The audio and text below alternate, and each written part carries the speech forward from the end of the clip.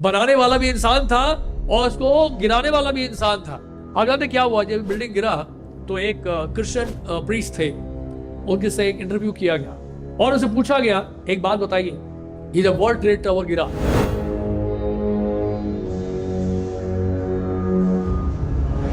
दो पंछियों ने इसको गिरा दिया, पंछियों ने मतलब प्लेन क्रैश, दो पंछियों ने इसको गिरा दिया, उस समय आपके कहां थे भगवान? इतना बड़ा बिल्डिंग गिर गया, हजारों लोगों की मृत्यु हो गई।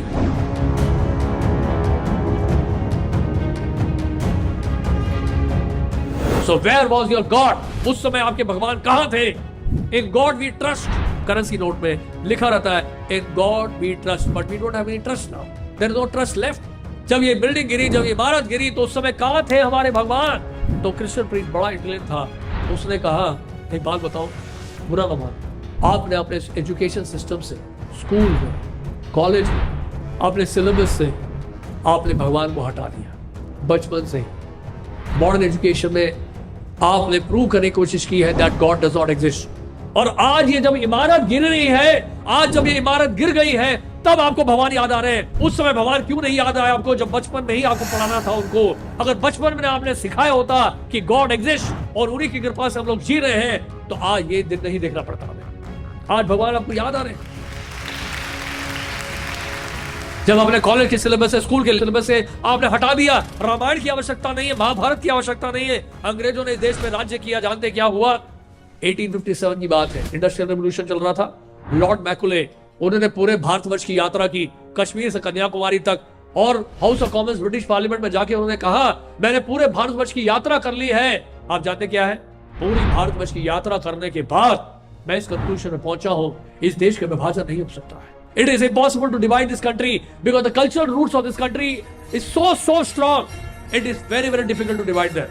यहाँ का जो कल्चरल रूट्स है ये इतने मजबूत है, इस देश के विभाजन हो ही नहीं सकता है। तो कैसे हो सकता है फिर? एक ही तरीका है। इन लोगों को बड़ा विश्वास है महाभारत, रामायण, भगवद गीता में, हमें एजुकेशन सिस्टम के थ्रू इनको अटैक करना होगा। बचपन से ही, स्कूल में ही, कॉलेज में हमें प्रूव करना होगा इनका रामायण, इनका महाभारत, ये सब कल्पना है, माइथोलॉजी है। बचपन से जब ये लोग नास्तिक बन जाएंगे तो अपने आप इनके कल्चरल रूट्स भी कमजोर होने लग जाएंगे। और ऐसे ही हुआ।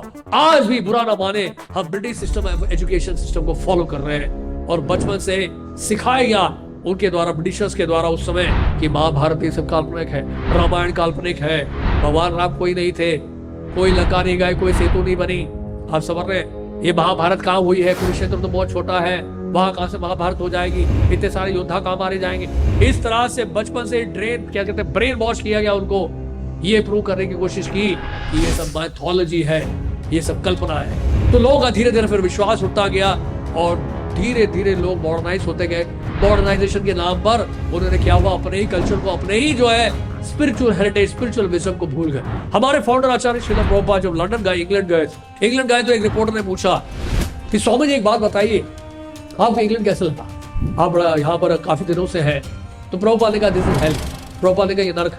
उन्होंने कहा Swami ji but there is so much greenery here, यहाँ तो इतनी हरियाली है, इतना सुंदर वातावरण है, it's so green here. Yes, Prabhupada ने कहा दिस इज ग्रीन हेल।